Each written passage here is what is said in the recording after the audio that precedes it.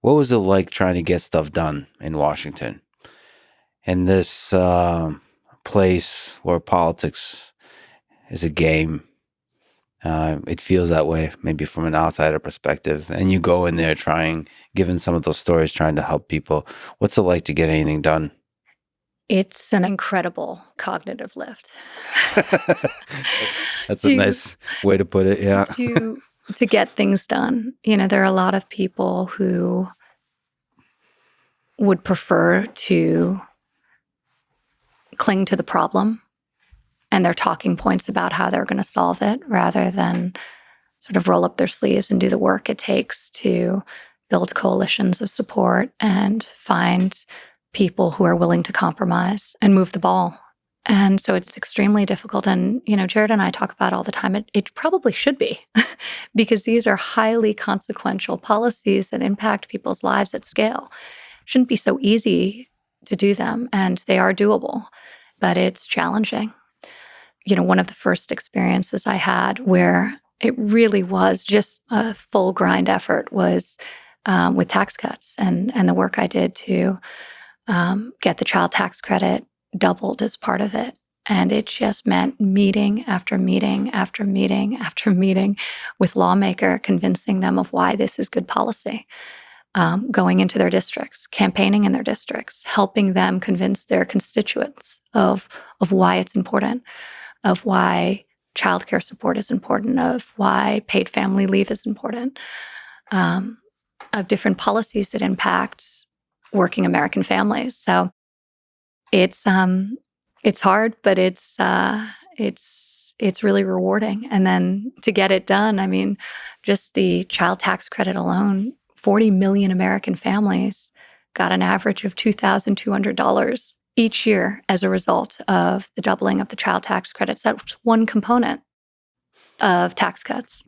When I was researching this stuff, you just get to think the scale of things, the scale of impact is 40 million families. Each one of those is a story, a story of struggle, of trying to give a large part of your life to a job while still being able to give love and support and care to a family, to kids, and to manage all of that. Each one of those is a little puzzle that they have to solve, and it's a life and death puzzle. It's you can lose your home, your security. You can lose your job. You can screw stuff up with parenting. So you can mess all that up, and you're trying to hold it together. And government policies can help make that easier, or can, in some cases, make that possible. And you get to do that at a scale not of 5 or 10 families, but 40 million families. And that's just one thing. Yeah. The people who shared with me their experience. And, during the campaign, it was what they hoped to see happen. Once you were in there, it was what they were seeing, what they were experiencing, the result of the policies. And that was the fuel. On the hardest days, that was the fuel. Child tax credit. I remember visiting with a woman, Brittany Hausman. She came to the White House. She had 2 small children. She was pregnant with her third. Her husband was killed in a car accident. She was in school at the time. Her dream was to become a criminal justice advocate. That was no longer on the table for her after he passed away, and she became the sole earner and provider for her family. And she couldn't afford childcare. She couldn't afford to stay in school. So she ended up creating a childcare center in her home. And her center was so successful because, in part, of different policies we worked on, including the childcare block grants that went to the state. She ended up opening additional centers. I visited her at one of them in Colorado. Now, she has a huge focus on helping teenage moms who don't have the resources to afford quality childcare for their kids, come into her centers and programs. And, it's stories like that of the hardships people face, but also what they do with opportunity when they're given it, that really powers you through tough moments when you're in Washington. Well, what can you say about the process of bringing that to life? So the child tax credits, so doubling them from 1,000 to 2,000 per child. Well, what are the challenges of that? getting people to compromise. I'm sure there's a lot of politicians playing games with that because maybe it's a Republican that came up with an idea or a Democrat that came up with an idea, and so they don't want to give credit to the idea. And then there's probably all kinds of games happening where when the game is happening, you probably forget about the families. Each politician thinks about how they can benefit themselves. You forget like the serving part of the role you're supposed to be in. There were definitely people I met with in Washington who I felt that was true of. But, they all go back to their districts. And I assume that they all have similar experiences to what I had, where people share their stories. So there'd be something really cynical about thinking they forget. But, some do. You help get people together. What's that take? Trying to get people to compromise, trying to get people to see the common humanity. Well, I think first and foremost, you have to be willing to talk with them. So, one of the policies I advocated for was paid family leave. We left and 9 million more Americans had it through a combination of securing it for our federal workforce. I had people in the White House who were pregnant who didn't have access to paid leave. So we want to keep people attached to the workforce, yet when they have an important life event like a child, we create an impossibility for that. Some people don't even have access to unpaid leave if they're part-time workers. And so that, and then we also put in place the first ever national tax credit for workers making under $72,000 a year, where employers could then offer it to their workers. That was also part of tax cuts. So, part of it is really taking the arguments as to why this is good, smart, well-designed policy to people. And, it was one of my big surprises that on certain policy issues that I thought would have been well socialized, the policies that existed were never shared across the aisle. So people just lived with them, maybe in hopes that one day they would have the votes to get exactly what they want. But I was surprised by how little discussion there was. So I think part of it is be willing to have those tough discussions with people who may not share your viewpoint, and be an active listener when they point out flaws and they have suggestions for changes. Not believing that you have a monopoly on good ideas.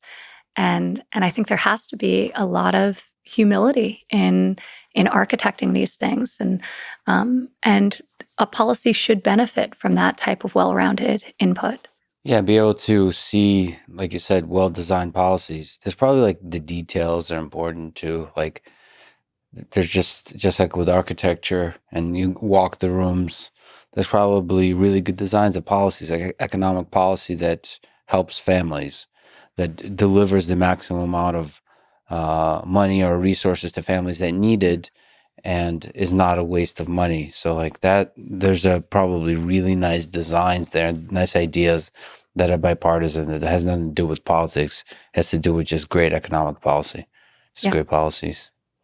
And that requires listening. Requires trust too. Trust. Like I learned tax cuts was really interesting for me because I met with so many people across the political spectrum on advancing that policy. I really figured out who was willing to deviate from their talking points when the door was closed and who wasn't. And it takes some courage to do that, especially without surety that it would actually get done. Especially if they've campaigned on something that was slightly different. And, not everyone has that courage. So through tax cuts, I learned the people who did have that courage. And I went back to that well time and time again on policies that I thought were important. Some were bipartisan. The Great American Outdoors Act is something, it's incredible policy. I love that one. Yeah, it's amazing. It's one of the largest pieces of conservation legislation since the national park system was created. And, over 300 million people visit our national parks, the vast majority of them being Americans every year. So this is something that is real and beneficial for people's lives, getting rid of the deferred maintenance, permanently funding them. But there are other issues like that just weren't being prioritized. Modernizing Perkins CTE, in vocational education. And it's something I became super passionate about. and help lead the charge on. I think in America for a really long period of time, we've really believed that education stops when you leave high school or college. And that is not true. And that's a dangerous way to think. So, how can we both galvanize the private sector to ensure that they continue to train workers for the jobs they know are coming, and how they train their existing workforce into the new jobs with robotics or machinery or new technologies that are coming down the pike? So, galvanizing the private sector to join us in that effort. So whether it's the legislative side, like the actual legislation of Perkins CT, which was focused on vocational education, or whether it's the ability to use the White House to galvanize the private sector, we got over 16 million commitments from the private sector to retrain or reskill workers into the jobs of tomorrow. Yeah, there's so many aspects of education that you helped on. Access to STEM and computer science education. So the CT thing you're mentioning, modernizing career and technical education. That's millions of people. Mm. The act provided nearly $1.3 billion annually to more than 13 million students to better align the employer needs and all that kind of stuff. Very large scale policies that help a lot of people. It's fascinating. Education often isn't like the bright, shiny object everyone's running towards. So one of the hard things in politics, when there's something that is good policy, sometimes it has no momentum because it doesn't have a cheerleader. So where are areas of good policy that you can like literally just carry across the finish line? Because people tend to run towards what's the news of the day, sort of to try to address whatever issues being talked about on the front pages of papers. And there's so many issues that need to be addressed. And, education is one of them that's just under prioritized. Human trafficking. That's an issue that I didn't go to the White House thinking I would work on, but you hear a story of a survivor and you can't not want to eradicate one of the greatest evils that the mind can even imagine. The trafficking of people, the exploitation of children. And I think for so many, they assume that this is a problem that doesn't happen on our shores. It's something that you may experience at far-flung destinations across the world, but it's happening there and it's happening here as well. And so through a coalition of people that on both sides of the aisle that I came to trust and to work well with, we were able to get legislation, which the president signed, passed 9 pieces of legislation combating trafficking at home and abroad and digital exploitation of children. How much of a toll does that take, seeing all the problems in the world at such a large scale, the immensity of it all? Was that hard to walk around with that, just knowing how much suffering there is in the world? As you're trying to help all of it, as you're trying to design government policies to help all of that, it's also a very visceral recognition that there is suffering in the world. Yeah. How difficult is that to walk around with? You feel it intensely. We were just talking about human trafficking. I mean, you don't design these policies in the absence of the input of survivors themselves. So you hear their stories. I remember a woman who was really influential in my thinking, Andrea Hipwell, who she was in college where she was lured out by a guy she thought was a good guy, started dating him. He gets her hooked on drugs, convinces her to drop out of college, and spends the next 5 years selling her. She only got out when she was arrested. And all too often that's happening too, that the victim's being targeted. Not the perpetrator.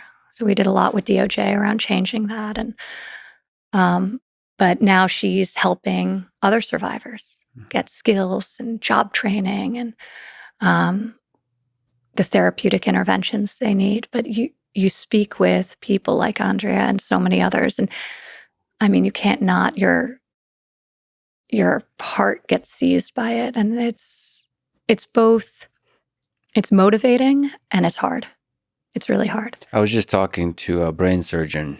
Many of the surgery he has to do he knows the chances are very low of success. And he says that wears at his armor. Yeah. It chips away. It's like only so many times can you do that. And thank God he's doing it, because I bet you there are a lot of others that don't choose that particular field because of those low success rates. But you could see the pain in his eyes, like maintaining your humanity while doing all of it. You could see the story, you could see the family that loves that person. Just you feel the immensity of that, and you feel the heartbreak involved with mortality in that case, and with suffering also in that case, and in general in all these in human trafficking. But even in helping families try to stay afloat, trying to break out or escape poverty, all of that. You get to see those stories of struggle. It's not easy. But the people that really feel the humanity of that, feel the pain of that, are probably the right people to be politicians. But it's probably also why you can't stay in there too long.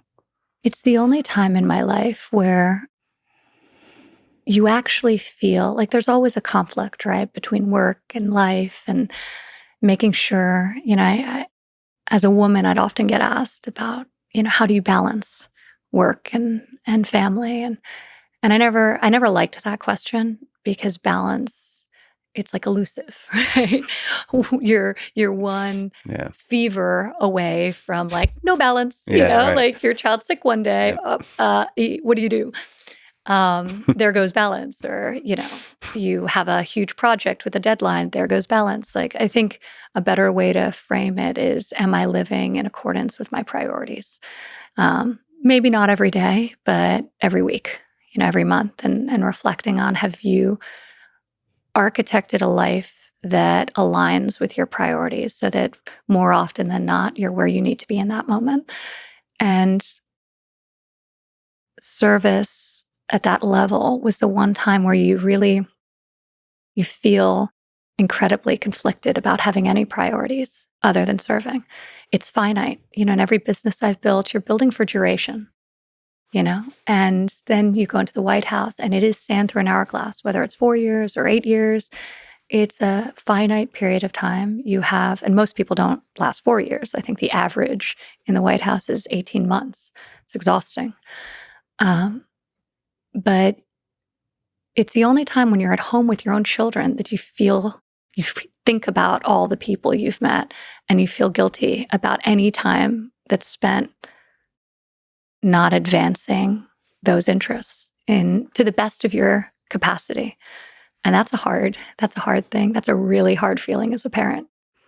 And it's really challenging then to be present, to always need to answer your phone, to always need to be available.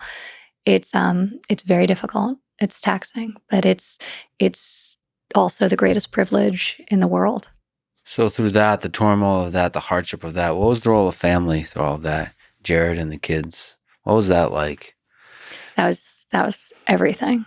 To have that, to have the support systems I had in place with my husband. And, we had left New York and wound up in Washington. In New York, I lived 10 blocks away from my mother-in-law, who, if I wasn't taking my kids to school, she was. So we lost some of that, which was very hard, but we had what mattered, which was each other. And